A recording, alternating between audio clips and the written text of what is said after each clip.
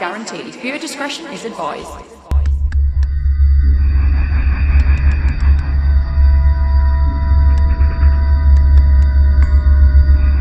Hi, Ali. Hi, Ellen. How are you? I'm all right. Gilbert's angry with me, though, because I just burped down the microphone and it went right in his ear. I can imagine that was horrific for him. I'm kind of not sorry. That's funny. Reg has come back in to see us. Hello, Reggie boy. Hey, mate. What are you doing? You should have come in before and then you could have sat up here. He did. He was sat on my chair and then I had to remove it. Yeah, so I that could was sit true. down. That was true, but he could have sat with me. Anything to update us on? Any biz nasty?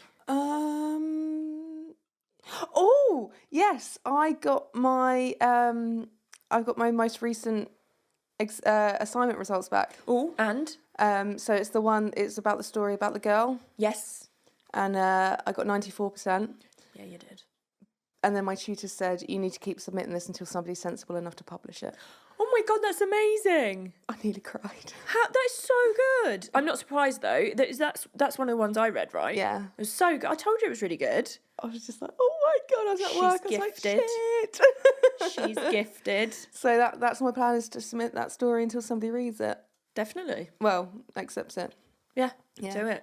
So, That's amazing. Well done, you. thank you. And now, so I'm just waiting on my final assignment results. Yeah. And that will give me my overall score for the year. That's exciting. Goobs, did you know she was doing a degree? She didn't mention it at all, did she? No, we're very proud of you, collectively. Thank you so much. And Thank by you. we, I mean myself, Reggie, Molly, and I'm speaking on behalf of Goobs as well. Yeah. Yeah, okay. Well, thank you so much. What about you? It's been one of those weeks this week. So the less said about that, the better, I think. But I am excited because I'm going to go and see Titch on Tuesday and Wes at Pennyroyal Tattoo, and I'm jealous. going to get my stars, sort of like behind my bat, and Wes is going to pierce my nose for me. Yeah, you're all about the nose So piercings. yeah, I did used to have it done on this side, but it came out one time, and then like I heal really quickly, and then I think I was quite young when I had it done, and possibly it came out, and then I forgot to put it back in because I was drunk, and then I was like, oh well. So so midlife crisis ish. I have them repeatedly. Quarter life crisis, actually, Helen. Okay, thank you. Yeah, you're welcome. So yeah, I'm really excited about that. And so the stars, because for the bat, we've both got matching tattoos. And then I wanted to get some stars for Rich. And I've sent her some pictures. And I just want her to incorporate the Aries constellation in there. And then, just have a few, like, just kind of going up my arm a little bit. Nothing crazy, just subtle. Yeah, so I'm excited. Oh, Titch will smash that. Yeah. And then you're going... I'm going on the 20th of July to finally get my dermal done. That's so exciting. And have your back touched up. Oh, and have my back touched up, yeah. To be fair, there's barely anything that needs touching up. And obviously the placement where it is, your hand moves all the time. So it can be a bit more difficult to retain the ink. Yeah. I'm just going to come and hang out. Yeah. And watch. Well, of course you are. So. Yeah. Am I allowed to watch you getting your dermal? Yes. I mean, I'm fine with it. Okay, I'll ask Wes. Yeah. See me getting hole punched in my face. Yeah, so for those who don't know what that is, because I wouldn't have known until you told me. So like a dermal is kind of like it's got like a little sort of leg and a foot, and it kind of hooks under the skin. So I'm going to get like a little diamond. Oh, that's so exciting. I think that's going to look fabulous. I'm going to twinkle. Will you twinkle anyway? Thank you. You That's sparkle. really I'm going to start crying. Yeah, so I'm really excited about that. That's Tuesday because I got some tattoo vouchers for my birthday. Yes. So I'm going to spend those. Lovely. So there we Love go. that. I'm excited to see Titch when I get my back piece done. Yes. Yeah, so she's going to do my back piece for Rich. Yes. That's exciting. If you haven't checked out Pennyroyal Tattoo, please do. They have got the most incredible assortment of different tattoo artists, haven't they? Oh, Everyone yeah. is so completely different. So many different styles, whatever you want, they can do. Yeah, and it's a friend of mine who runs it called Wes, and he's one of the nicest people I've ever met in my life. Yeah. And Titch, who I particularly like just because of her style, is very sort of fine line And very sketchy. And so yeah, she's done our bats, and then Ali, you're gonna hopefully get some more stuff done with her. Oh, definitely. She's definitely doing my back piece. Yeah, Yeah. it's gonna be amazing. But yeah, definitely check them out because they're so talented. We had great fun when we went to hang out there. That was such a surprise for my birthday. And it brings back memories about, I shaved my legs. What did you think we were doing? Going swimming? Do you know what? I forgot because I said I didn't want to tell Ali what we were doing because I wanted it to be a surprise. So obviously she didn't know how to prepare. So Shave my legs just in case. yeah, in Ali's mind, shaving her legs. Well, to be fair, I could have taken you swimming. It could have been a thing. So I mean, I would have been weirded out if you took me swimming because I can't swim very well. yeah, it would have been a really weird surprise. You'd have been like, okay. But I love that you shaved your legs in preparation for what you didn't know what was happening. When in doubt, shave your legs. Yeah. Unless it's winter because, extra layer. Yeah, that's it. Insulation. Yeah. Yeah, so that's a nice sort of positive update before I bring everyone crashing down to reality. So today I am going to be talking about a case which is called Under the Bridge. Downtown is where I drew some blood. Yeah. And actually that is quite an appropriate sentence you just said there. And this... So I was saying to you, I don't know what case I'm going to do. I'm going to see what documentaries are out there because that's sort of how I like to research. I'll watch documentaries, then if it really grabs my attention, I'll then go into research, like proper, and find different sources and things like that. And on Disney Plus, which I literally cannot get enough of, I kept seeing an advert for this series called Under the Bridge, and Riley Keough is in it, and I absolutely love her. Oh, it's a series. Yeah, a limited, limited docuseries. Oh, okay, so it's based on true events. Yeah, so basically, it's based on the true crime novel by Rebecca Godfrey. And if I'd have given myself more time, I would have, and I probably still will, order the novel by her. Yeah. Because it's all based on true events. And she actually helped with the making of the series too. Oh, good. I like that. And she chose for Riley Keough to play her. Oh, Which I thought was amazing. Yeah. And I just think Riley is just one of the best actresses out there. I think she's incredible. And obviously her granddad is on your T-shirt. Woo, Mr. Elvis Presley, so that just makes it even What cooler. would Elvis do? He'd be very proud of her, I think. And if you don't know who she is, check her out. She's in Daisy Jones and the Six, which is incredible. She's amazing. And the fact that she sings in it, that just makes me happy. So I watched this series, and generally when you see a true crime documentary that's dramatised, you kind of go, okay, well, how much of this is actually true? Yeah. Because... they do dramatise things, and they do have to change information like names, dates, things like that for legal reasons. But also, that they do kind of embellish things. So I kind of watched it and was like, oh my God, this is amazing. Highly recommend watching Under the Bridge. Okay. Absolutely incredible. And I just sort of thought, okay, well, afterwards, I Googled it and was like, okay, so what bits of this are actually true? And then I found out a lot more about the case. So spoiler alert, if you haven't seen Under the Bridge, I'm going to ruin it for you. Right. But you can still watch it because this is a summary of the case, and obviously Under the Bridge is a dramatisation, so it's slightly different, and it's incredible. I mean, for my part, I don't mind knowing what happens. Yeah. I've never been like, oh my God, don't tell me.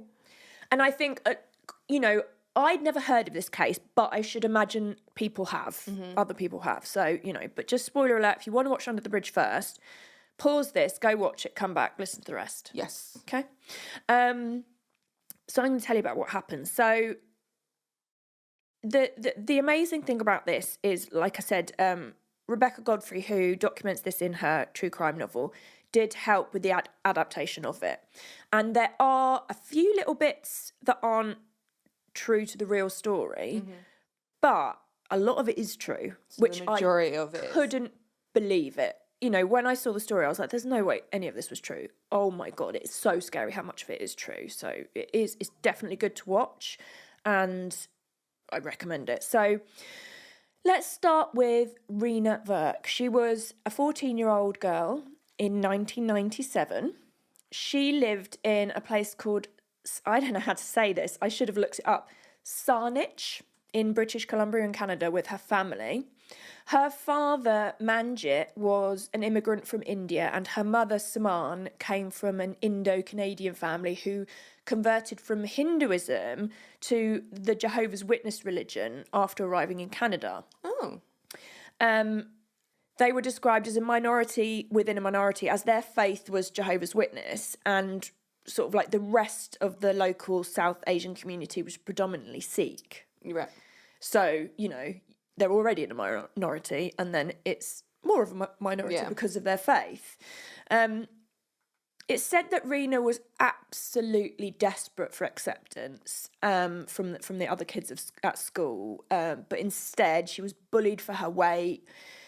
Kids stuck gum in her hair, and she felt very restricted by the rules of her family's faith, which, you know, were very different to everybody else in the community, and especially to the kids at school. Yeah. So, and kids can be so fucking cruel. Oh my God. Well, this is another reason why I wanted to do this story, because we were both bullied at school, and it just absolutely strikes a chord. And it's just, you know, kids are dreadful. Dreadful. Teenage girls, the worst. Yeah. The worst. Yeah. So she, you know, she was going through a lot of bullying. All she wanted to do was fit in.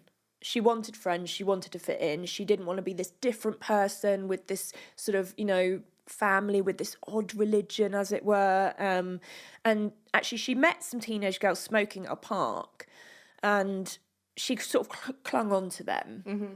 They seemed to kind of accept her in a kind of bitchy teenage girl sort of way. You know how there's like a friendship group and there's always one of them that just gets the brunt of everything? Yes.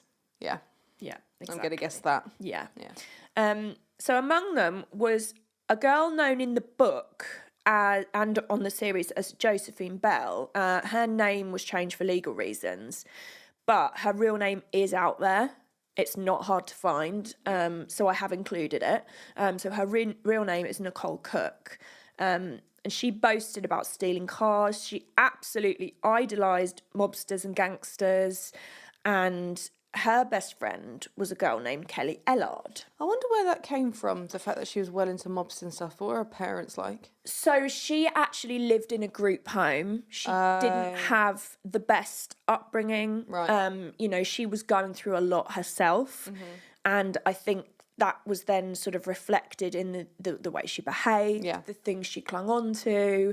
And, you know, this kind of, this is just me surmising, but the idea of like a mob family looking after everyone. And like power, maybe? Maybe she felt like previously she didn't have any power. Exactly. So I do think that that kind of reflects what she went through, you know, as a child.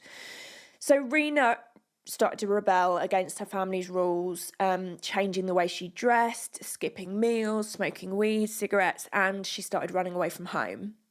But this rebellion went a bit further than that when she falsely reported her father for sexual molestation.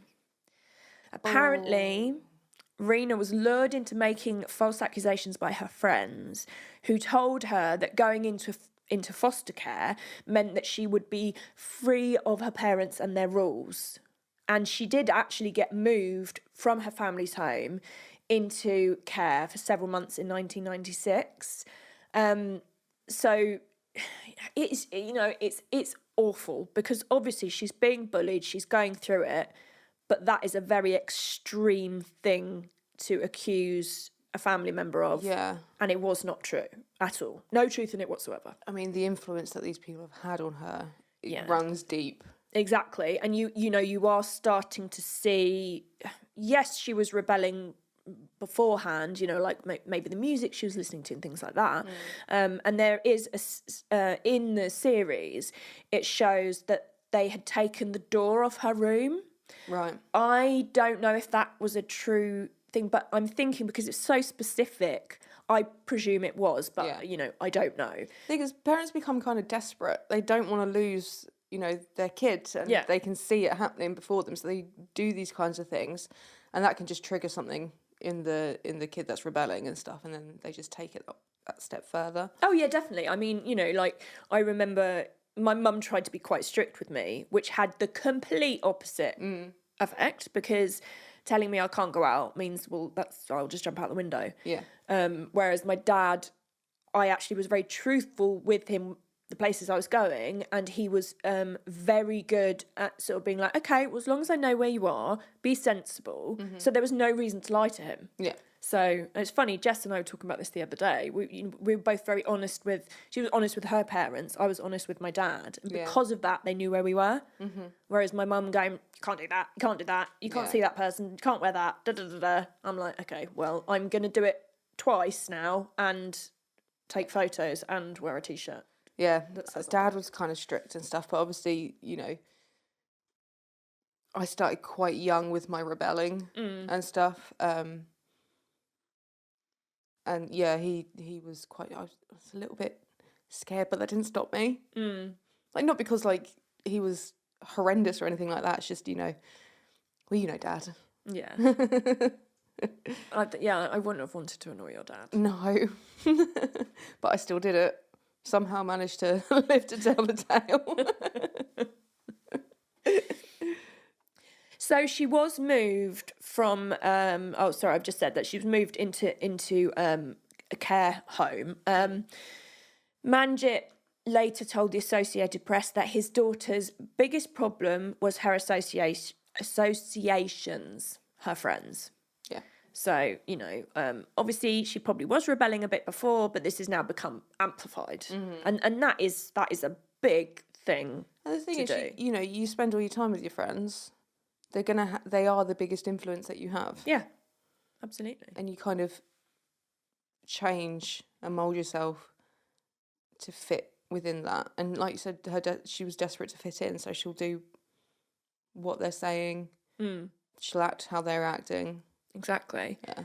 And I think, you know, with this being in the 90s as well, I do identify with it, and I do think it possibly was a bit different back then because, you know, I've spoken before about the fact that we used to go to the pub when we were 14 and we wouldn't get ID'd. I mean, I doubt very much that would happen now. I think it would be very difficult to go in a pub underage. I've got a feeling things that like have been cracked down. Yeah. That's a really bad expression, but yeah, they've cracked down on sort of that kind of behaviour. Yeah, definitely since, you know, I mean, obviously this was sort of like mid to late 90s, but I remember this time very well and I was a little nightmare. And I think... Daddy's little monster. Daddy's little monster, yeah, absolutely. I mean, oh God, I think I was saying at my birthday sleepover, I was first in trouble with the police when I was 7. Yeah. Yeah, but that was for good reason. Yeah, I was kind of protesting for animal rights. Yeah, that's fine. That's absolutely fine. Like, I fully expect us, when we go to Camp Beagle, I fully expect us to get arrested. Yeah. But I don't mind for that. We need to sort that out. Yeah. So, you know, that's the thing, I do identify with this wanting desperately to have freedom and being a teenage girl, you're trying to express yourself and, you know... But find yourself as well. Exactly. So, you know, you're going through all these different emotions. And then for us, we were going through mental health issues that, you know, mine was completely undiagnosed. Yeah. I don't know when I was sort of diagnosed. Diagnosed as clinically depressed at the age of 13. Okay, so you were diagnosed young. Yeah. I was just winging it. So I literally, I mean, I was a very unhappy child. And then you've got all the teenage angst of it all as well. I mean... Hormones. Oh my God. On top. And them alone are fucking horrendous to deal with. And, you know, you're still forming. Your brain is still developing. Yeah, exactly. It's a very hard time. It is a very teenage. hard time. It is really hard. And I think I wouldn't want to be a teenager now with social media. I think that would just be... Thank God we didn't have social media when we were doing the stupid things we were doing. Honestly, yeah, I don't think I'd cope. No. I don't think I would cope. And do you know what? The people I went to school with, a lot of them were cunts. Yeah. I don't care if they listen to that. No. Well, if they were, they were. I don't, I think I had a couple of really good friends. So, but one that was in primary school, like I had a best friend, and then when we went up to middle school, we kind of parted ways a little bit. And then, like, my best friend in middle school, she moved to London. Oh. And then I didn't really have a true sort of friend, if that makes sense. Don't get me wrong, I had friends, but Yeah. I never felt like I belonged or anything like that. Like the Grebs and the alternative lot, they were dicks. And, I was quite alternative. And then, I had friends that were sort of like within the popular, but I never really felt like I fit in there either. And, some of them were dicks. So it was just like very much limbo. Yeah. Very much limbo. And then when I moved schools for like 1 year, which was my GCSE year. And that's when Dad was dying. Yeah. So, I had a really good friend there, but then we fell out and it just all went to shit, absolute to shit. And I couldn't wait to get out of school. Bless you did go through a lot. Jeez, it's like a therapy session, isn't it? Speaking of which, I started therapy again last week. Oh, Yeah, really like my therapist. oh, that's good. He's got very white teeth. Ah, maybe ask him a secret. Yeah, that's all right. I'm getting braces soon. Yeah, you are. Exciting. Tangent. That's fine. It was sort of related. So, on Friday, November 14th in 1997, Rena was invited to a party by Nicole and Dusty. Now, Dusty is another pseudonym given by Godfrey. I don't know what her real name is. I will read the names out at the end, but I don't know which one she is. Which seems strange to Rena, as the girls had a falling out, and Rena had taken Nicole's journal, and she was using the information in it to spread rumours about Nicole. Oh wow, she really flipped. She mean girled it. She did mean girl it. And they weren't very nice rumours. She was ringing up people, telling them that Nicole had AIDS. All this stuff about things on her were fake. It was really hurtful. My goodness. So she was giving quite a lot of stick back. But Rena still decided to go along and told her family that she'd be back by 10 p.m. So these three girls joined a larger group of teens on a field. And at the time, randomly, a Russian satellite exploded in the sky. So they were kind of watching that, and it did look like sort of like a firework display from space. How bloody random. Yeah, and that was around 9:12 p.m. So that kind of gives you a bit of a signpost with time. And after this, a girl who Rebecca Godfrey referred to as Layla walked onto the field and announced that she'd been asked to fight a girl. Rena immediately guessed this is something to do with her and the rumours and things like that, so she started to run. She managed to make it to a phone booth where she called home, spoke to her little brother, telling him that she was on her way home, she'd be home soon. But the girls caught up with her, tore up her bus pass, then pulled Rena down under a bridge. Nicole reportedly screamed at Rena for trying to ruin her life. She then held a lit cigarette against Rena's forehead, which started an almighty brawl. Reportedly, 14 girls and 2 boys were under the bridge that night. It was kind of a bit of a hangout under this bridge. Yeah. There was sort of like there'd be a bonfire there, teenagers would drink. Kind of like a wreck or a school field. Exactly, for us. exactly. Yeah. So there was quite a few people there that night, but 6 were directly involved in the fight, but no one who was there tried to stop it. Rena was repeatedly hit, punched and kicked. She had cigarette burns on her skin, and they also tried to set fire to her hair.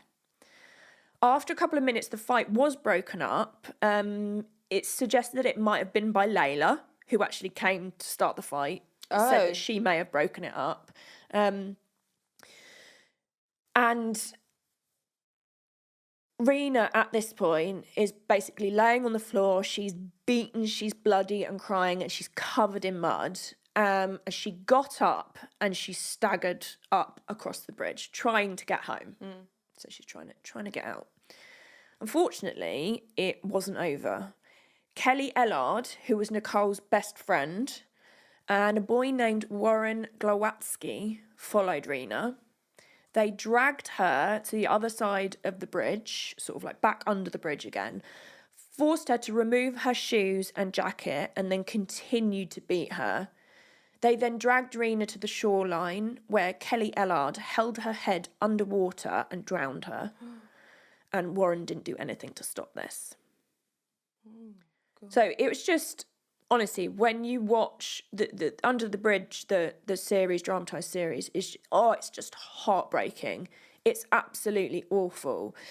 And the way they tell the story in that is very clever, because you actually don't find out straight away who it was who killed her. Right, okay. There's a lot of investigation in between, so it's and it sort of goes back in time a bit. It's very clever how they've done it, which is why I was saying spoiler alert with this. Do you know what? Like, Rena shouldn't have done what she done, but that doesn't, doesn't mean she should have lost her life for it. No, exactly.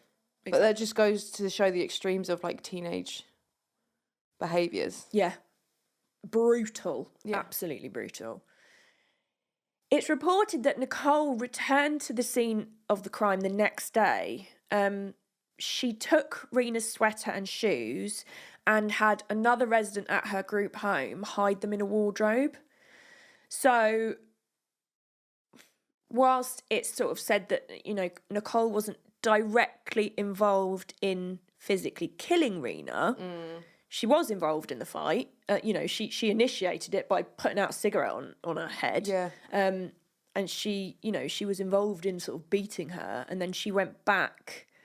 So, it's through, and I would love to read the book to see, but it's uncertain whether Nicole knows who killed her right away or not, and it kind of leaves it a little bit open in the story. Or if she was dragged back under the bridge, then the group of people that didn't follow Kelly and Warren and Rena, they would have seen it, surely. So in the documentary, a docuseries, fictionalized, when they're watching security footage, and I don't know if this is completely accurate, but I feel like it must have been, otherwise they wouldn't have known who to arrest.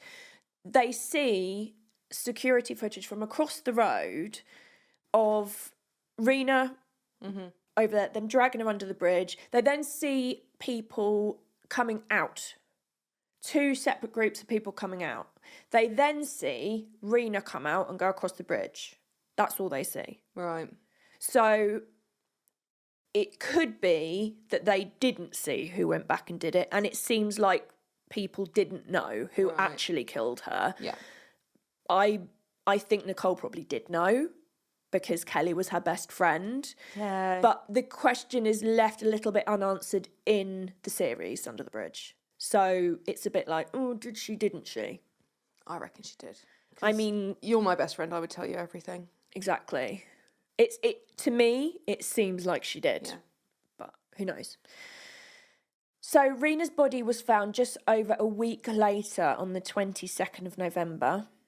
The coroner determined the official cause of death was forcible drowning. Warren Glowatsky was 16 and Kelly Ellard was 15, but they were both charged as adults because because of the severity of their crime, and each of them were convicted of second-degree murder.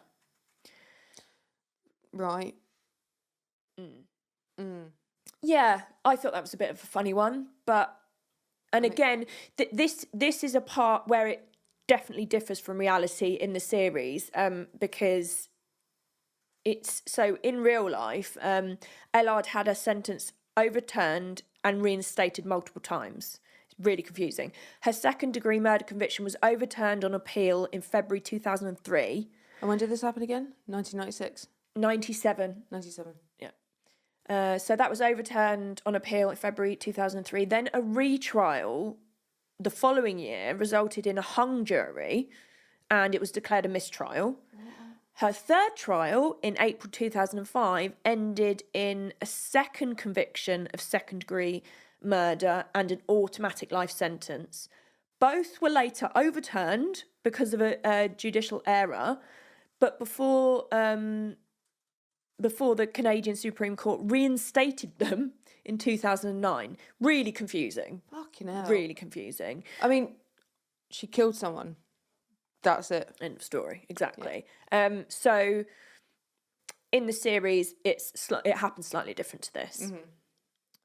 The account of Warren seems to be a lot more accurate from what I researched versus what I saw in the series. So Warren Glowatsky visited with Saman and Manji multiple times and is supposedly very remorseful for his role in the murder of their daughter, saying, quote, "I feel ashamed. I wish I could crawl under a rock." This was at a parole hearing in 2007.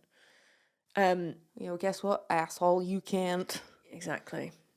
The police arrested 8 teenagers connected to the assault on Rena. 6 were charged and became known as the Shoreline Six. So this was Nicole Cook, Nicole Patterson, Courtney Keith, Gail Oms, and Rena's supposed best friend, Missy Grace Plake. And this is who I think Dusty was based on.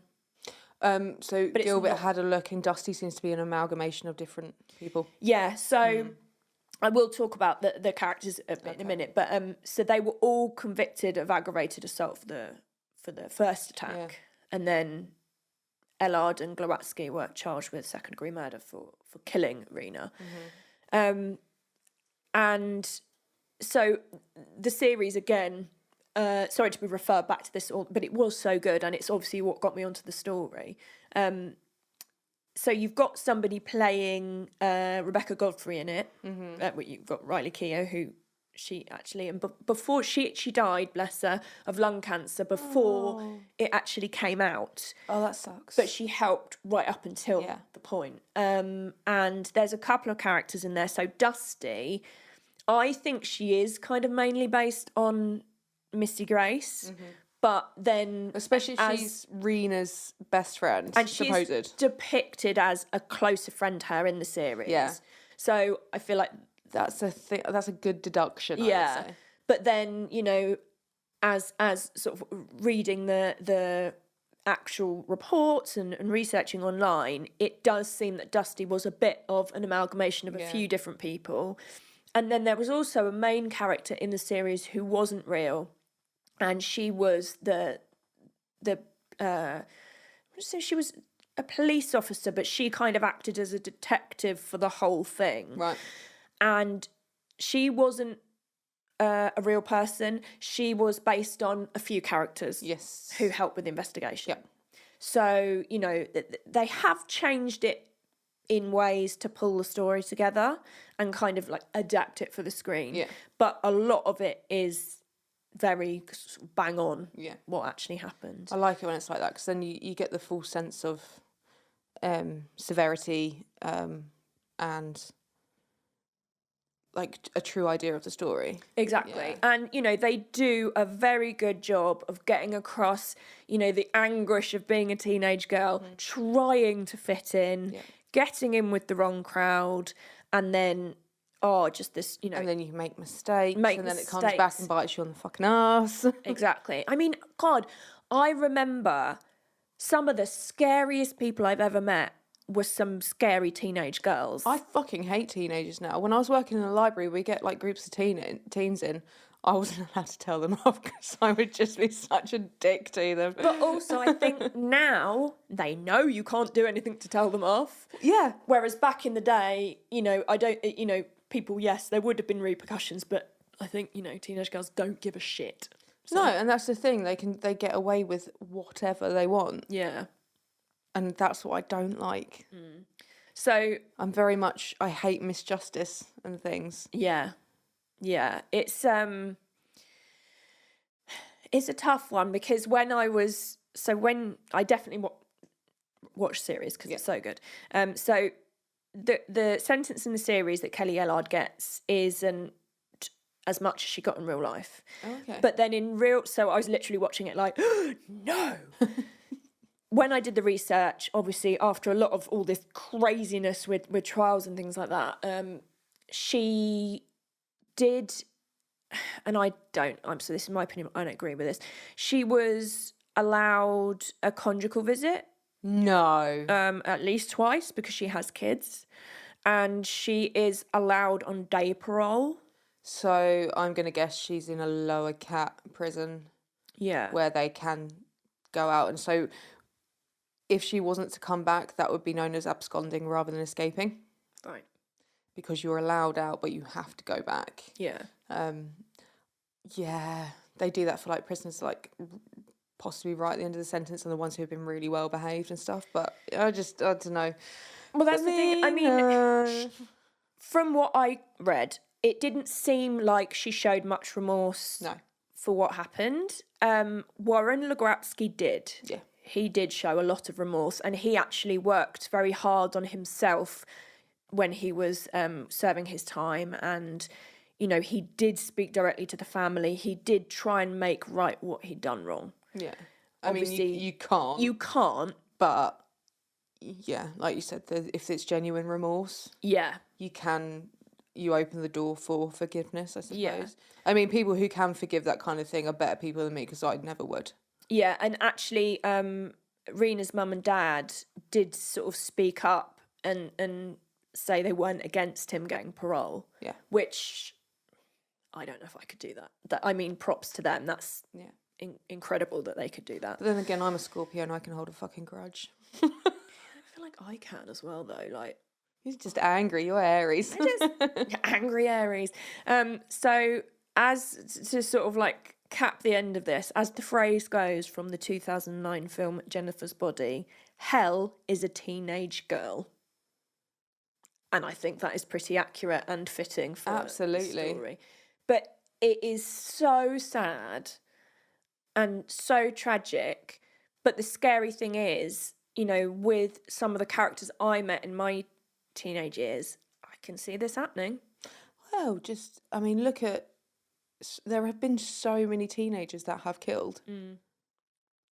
And, yeah, it is a very scary thought. Yeah, I mean, the reason I kind of did this one is because obviously there's not a connection particularly with a car, apart from apparently Nicole did used to steal cars, and it's under a bridge, which obviously we have lots of things about bridges on Cars and the Macabre, so that was my tenuous connection times two. But I don't know, I just think because of when I grew up and the fact that we were both bullied, it like really hit home. And I want people to watch the series because it's so gripping. Yeah. And all of the actors in it are fantastic. Well, I mean, I am dog sitting currently, so I think maybe that will be my nighttime thing. I binged it. Yeah? Yeah, Oh, okay. I binged it in one day. Yeah, but I got work. You have got work. To be fair, I was working whilst I was doing it, but yeah, that would only work for you on a weekend. But it's just so good. It's so good. So that's that then. Oh. Sorry to ruin your day.